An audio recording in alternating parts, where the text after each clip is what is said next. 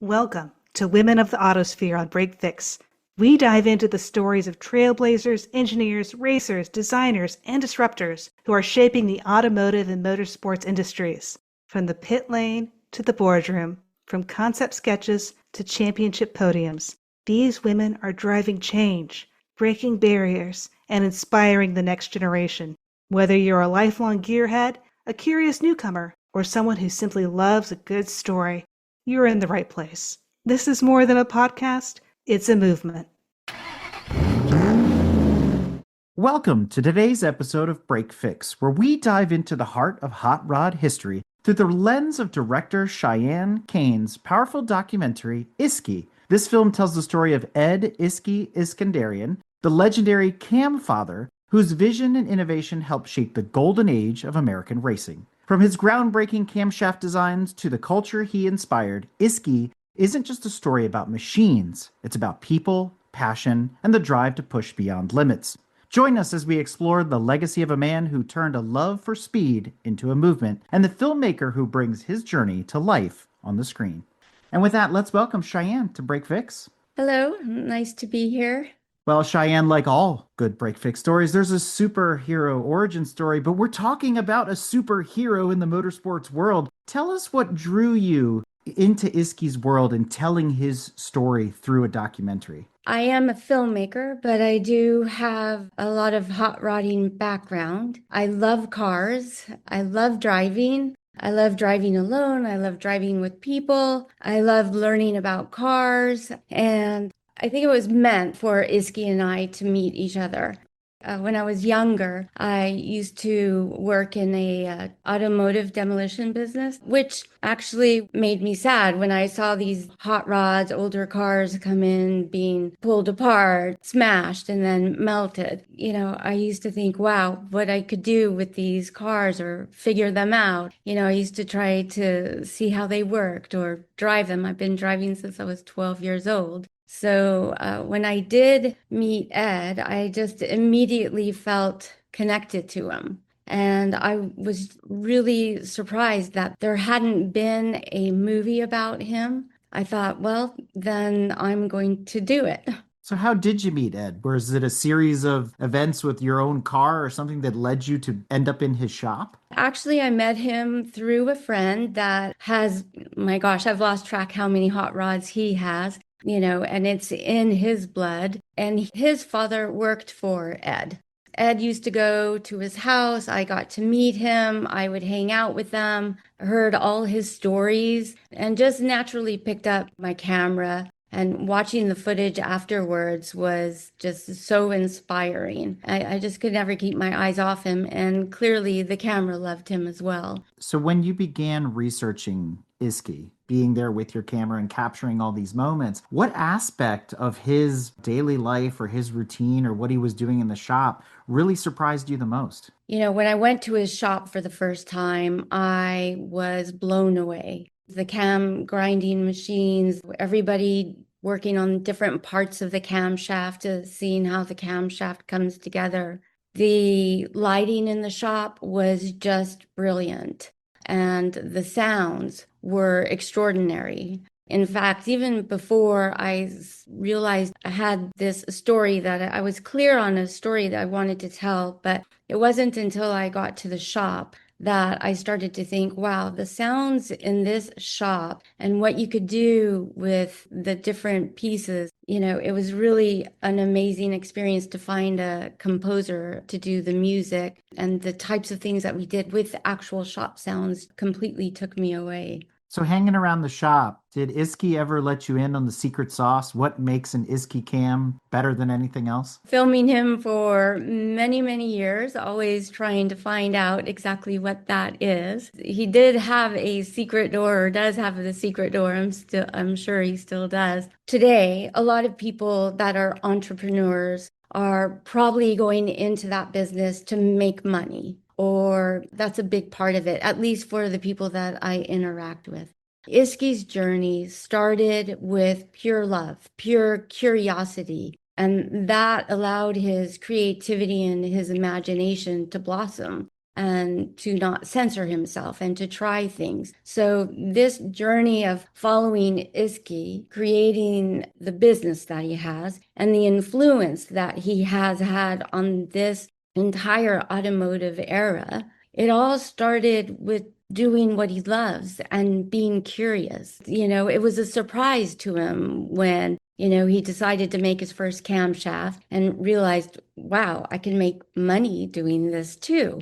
But I don't feel ever in his mind it was about creating this huge impact on the industry. That really happened because of the interactions that he had with the people, pioneers of that time. It was just the hands-on curiosity. How fast can I make this thing go without killing myself? But really, what inspired me and captured me is Isky's curiosity.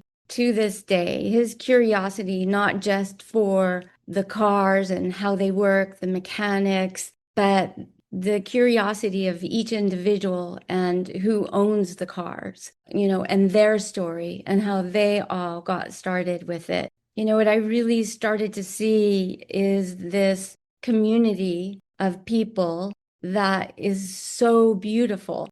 And when I was younger, I didn't really realize that that existed. And having to meet Isky, going into the world of drag racing, motorsports, and just the connection and the relationship with people was just really beautiful.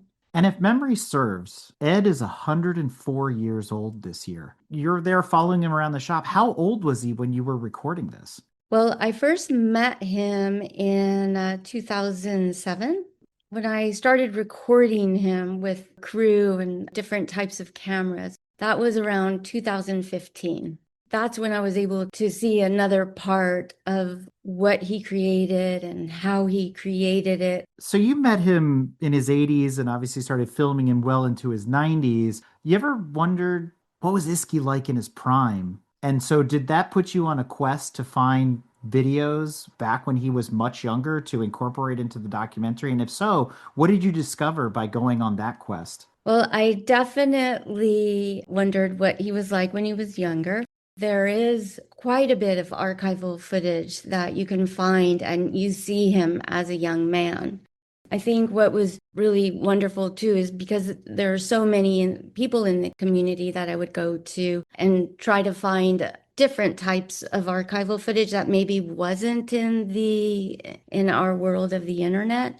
John Athen, who's his best friend, he had passed away already, but his wife let me go through all his photos and videos. And I found the coolest videos, fishing, being at the drag races and in the pit and with his wife. And there's just this funny moment of where his wife takes a hot dog and puts it right in his mouth. And he's got his two sons next to him. Seeing him as a young man, every time there's a smile on his face, there's a cigar often in his hand or his pocket or his mouth, working on the cars during the races. It was really incredible to find out about him. You mentioned some of the funnier moments there, like the hot dog scene. Is that in the documentary? Did you incorporate that in? It's actually not. It didn't fit into the story, but I have over 350, 400 hours of footage.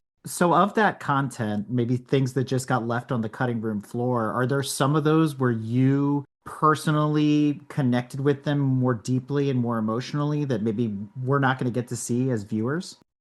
So much of what Isky did is so impactful. And both of these moments did make it into the film, which are so impactful in a way I can't even begin to express what it really means to me and what I experienced personally. The first moment would be early on when he's talking about building cars and finding the pieces and going to an actual junkyard, which is not much different than a recycling auto shop business, which is where I worked in. And, there's this image of all the cars just piled up. And that moment just took me back in time and could only imagine what it was like for him and John and, these guys building hot rods and just going out there and trying things. That would be one. Another moment that's very impactful is Isky talked about his mentor, Ed Winfield.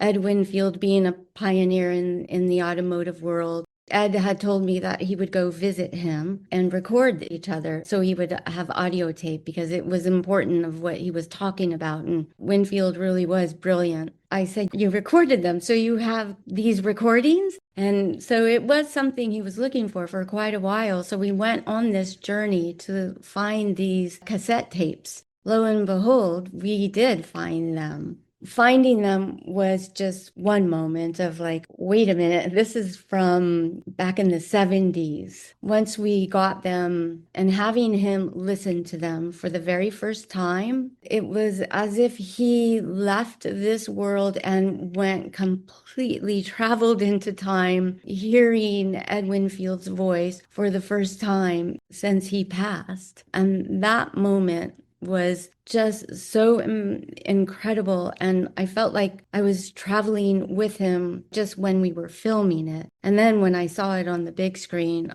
all I can say is, wow, it's just so heartfelt. I'm glad you went there because you've been talking about the impact that Isky has had on various people, whether they're in the motorsports industry, whether it's car culture, beyond the world of camshafts in general. I'm wondering, what have other people said or how have they reacted to the film as they've seen it? I am grateful for the people that have seen it and have had just, I guess I would say maybe a shocked response. It was his grandchildren didn't realize who their grandfather was. It's been very emotional responses. A lot of people have thanked me that this is here because it's really surprising to me that nobody has done a film on him with how much he's impacted the automotive world, not just with camshafts, but his marketing sense to utilize whatever was happening in the moment and taking that to another level. As we know, marketing is a huge part of the automotive world. I look at him as a self-taught engineer. There was no formal college or education in that way. The audience, I think they really love seeing it so that he will be remembered and that we know what history is about. Like, I think sometimes maybe people don't always remember. For example, I'll give an example. As a filmmaker, I was hiring a DOP for a project. And they went to school, I think it was UCLA and film school. And I was asking her questions and we're talking about things. And she had no idea who Jack Nicholson is. And I went, wait, what? I was like, you don't know who Jack Nicholson is? I was like, wait a minute, you don't know the films, his whole beginning, and how inspiring that is. So I think long answer to your simple question is I got a reaction from a lot of people of just thank you for telling this man's story, this portrait of this human being that artistically and creatively influenced an automotive racing world of motorsports, but so much more. So it's safe to assume that Isky's seen his own film. What has he said to you? He has seen it, and I actually showed him different versions of it, would take his notes. And actually, he just saw it on a huge screen, a 70-foot screen, which is how I would love everybody to see this film because how it is made. His reaction was that he loves it and how much is in it. The last thing he said to me as we were walking to the car is, I love it. So that is the best response from anyone I could have. So let's talk a little bit more about the making of the film. You mentioned earlier about how you used the complex sounds of the shop and then added a musical score to it and created this whole ambiance by infusing these two basically diametrically opposed things. So let's say classical music with the sounds of a machine shop. So what other challenges did you face in terms of balancing the technical side of Isky's work and his life with with the human side of the story that you were trying to tell? In talking about the music, I want to share, I did speak with several composers and musicians that I might work with. Marty Beller, who is the drummer for They Will Be Giants. But he was the first one that didn't laugh and say, that's ridiculous. I want to send you a camshaft. He's a drummer, and I want you to play the camshaft. So sending him parts, actual parts from the shop. My key sound person that I worked with was fantastic. We went to the shop for hours and just recorded the sounds of the shop so that we could incorporate it. That's ultimately what I sent Marty. And it's an original soundtrack that is just, when you hear it and watch the film on something like a 70-foot screen, it just takes you to another world. And I bring all that in because that too is the technical and the artistic. That's Isky. He's a highly creative and artistic individual whose medium happens to be engineering and mechanics. So they feel like they go together very well. The artistic and the technical and human story actually is all part of who Isky is as this creative and curious individual. As a motorsport enthusiast myself, I recognize there's multiple disciplines of motorsport and we can get excited about them in different ways. And so we're talking specifically about, straight line drag racing. We're talking about some circle track, things like that, where Isky was more prominent than, let's say, other forms of motorsport. To an outsider, when you look at motorsport, it's just cars going around in a circle or it's cars going fast in a straight line, to simplify what I was just saying. But how do you convey that to an audience that might be watching this that isn't necessarily from the motorsport community, that would immediately identify and understand what was happening? So how were you able to do that in the film so it makes sense to the outsider? I hope I did achieve my goal, because from the beginning, Isky really spoke to me and inspired me as not just a car guy, but somebody that is interested in life, in how things work. And his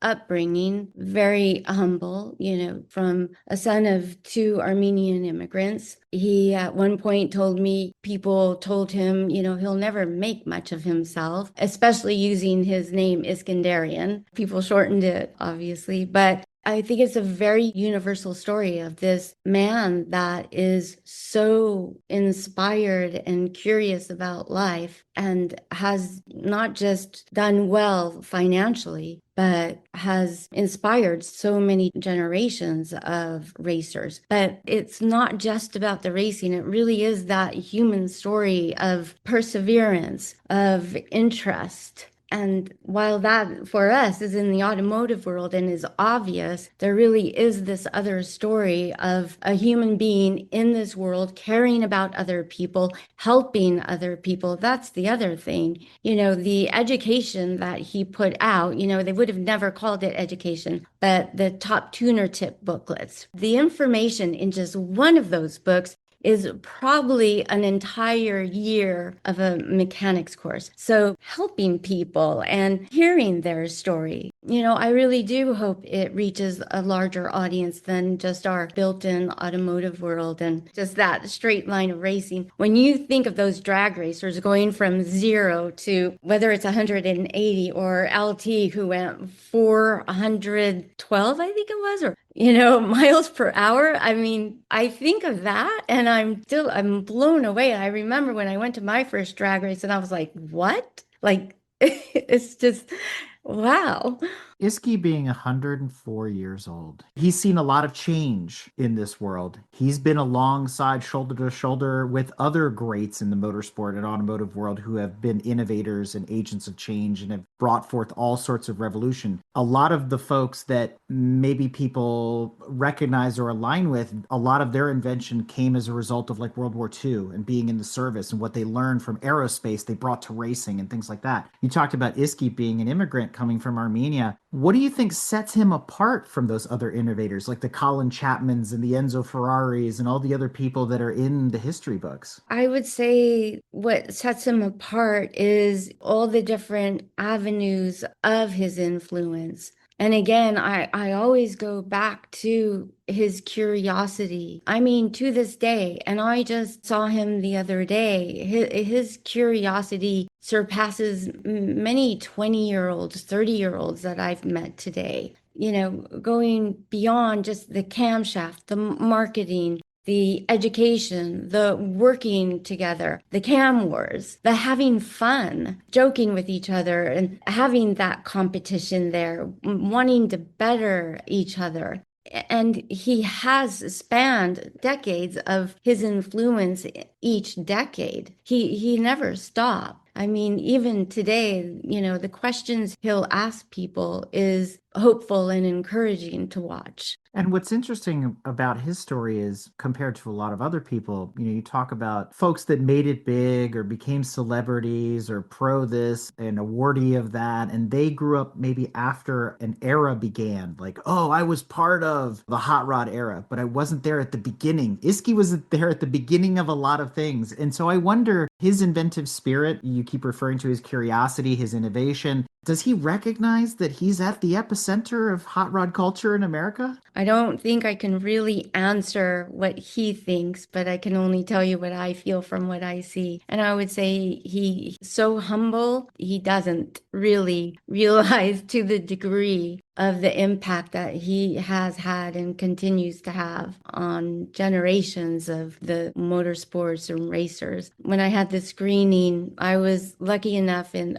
one of the other screenings to meet a young man maybe in his 20s, and he brought as many friends as he could in this last screening. And just them shaking his hand, it was the rock star. He's a legend. He is a legend. He is the legend of speed. His need for speed early on is what I was like, oh, he has to go. There's a need for it. Or as you say at the beginning, the love for speed. You know, that is something that is in our DNA. And so that too is why it was so important for me to make the film, knowing that there's no other films out there so that this younger generation can see where it came from. And I hope inspire them to use their hands, to not be afraid, of course, of where our society is going with computers and cell phones, but to step away from it once in a while and working with our hands, maybe bringing shop classes back to our schools, welding. You go into a zone is what I feel, at least like when I'm with my car or motorcycle or I'm driving, it's really,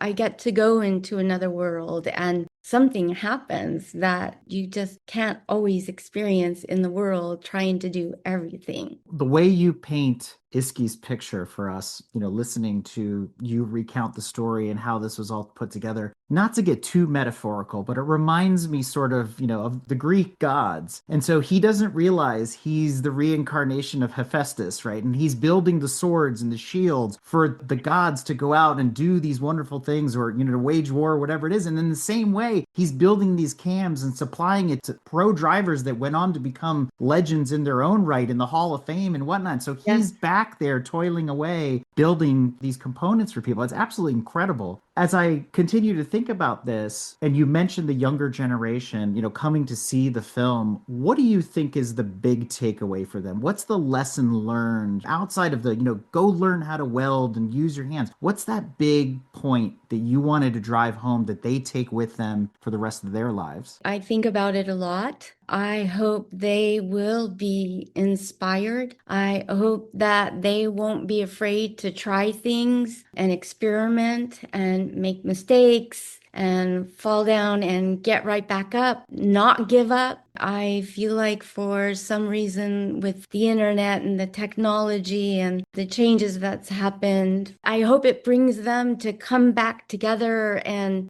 learn from each other and not to be afraid of that. You don't have to hide your secrets, you just work together and have fun. The other beautiful quality about Ed is he has fun. The smile on him, on all of those years that I have filmed him, I cannot take my eyes off when he smiles. So I hope the younger generation will just be inspired by him to go for it, whatever that dream is. So Cheyenne, looking back, What do you feel this project taught you personally about storytelling, about innovation, or even about perseverance? Wow. Sorry, that just, so sorry, I didn't expect this. Um, I'm so sorry. I am so grateful to have been able to make this film, to be with Ed, to go to him and say, let's do this. Let's do this together. And it has shown me not to give up. And when I have a vision, to trust it, because along the way in all of our lives, we're going to have naysayers, or you can't do this, or you can't do that. And it really took me to another level of not everybody is going to be your cheerleader, and that is okay. It's because you have to believe in yourself and what you're doing and have the perseverance and have some faith. For those at home that haven't seen the film yet, where's the best place to see it? Is it going to be available on streaming? Are there going to be some live presentations where we can see it on the big 70-foot screen? Where can we get a look at Isky? So right now we're still on the film festival circuit on our Instagram at Isky the documentary. We post everything there whenever we have a film festival screening. Right now we're in talks and works with sales and distribution of the film. And there might be some other avenues that we're working on, which I'll definitely keep everyone abreast of at Isky the documentary on the Instagram. Now that Isky's all done and wrapped up, it's in the can, as they say in Hollywood speak. Right. What's next for you, Cheyenne? Any other automotive or motorsports related films in the works? Any other spoilers you can give us? Well, there are other films in the works and some within the same genre. And, there's so many stories in the automotive world. I too, like Isky, became captivated by each individual story and how they had their road into the automotive world. So there's a few, but nothing that I can really speak about as of yet. All right. Well, we've reached that part of the conversation where I like to invite our guests to share any shout outs, promotions, or anything else you'd like to share that we haven't covered thus far. When Isky found Ed Winfield's tapes, that on so many levels, that was a brilliant moment. And it inspired myself and my partner, Carrie-Ann Enright, who's the producer of the film. We had a beautiful still photographer, Sean Murphy, who took really wonderful stills. And so we took photos of the present. He also took photos of the archival footage and photos that I found. And we made a table book, because those cassette tapes have Ed Winfield and Isky speaking. So that moment of Ed hearing Winfield's voice and what they're actually talking about, we took some of their conversation and we put it, and it has these beautiful, both archival and contemporary photos. And then in between, we have the dialogue between Ed Winfield and Isky. It's a really beautiful book. And we have a website, www.iskythedocumentary. There's a link to the book and other merchandise. Thank you for joining us for this special conversation, Cheyenne, about the documentary that you put together called Isky. Ed Isky Iskenderian's story is more than just racing history. It's a testament to innovation, resilience, and the passion that drives us forward. So, folks, if you'd like to learn more about the film, follow updates, or connect with the team, you can visit www.iskythedocumentary.com and make sure to follow Isky on social media at Isky the Documentary on Instagram. You can also reach out directly by email at info@vigilance.media for screenings, media inquiries, and collaborations. And with that, Cheyenne, I can't thank you enough for coming on Break Fix. This has been such a heartfelt retelling of Isky's life. You've obviously made him a part of your life in a very deep and impactful way. And we are thankful to you, like many, many others, for taking up his torch and really sharing the stories of a living legend on a global scale. Thank you. Thank you so much. It's been incredible to meet you and talk with you. Thank you. We hope you enjoyed another awesome episode of Break Fix Podcast, brought to you by Grand Touring Motorsports. If you'd like to be a guest on the show or get involved, be sure to follow us on all social media platforms at Grand Touring Motorsports. And if you'd like to learn more about the content of this episode, be sure to check out the follow-on article at gtmotorsports.org. We remain a commercial-free and no annual fees organization through our sponsors, but also through the generous support of our fans, families, and friends through Patreon.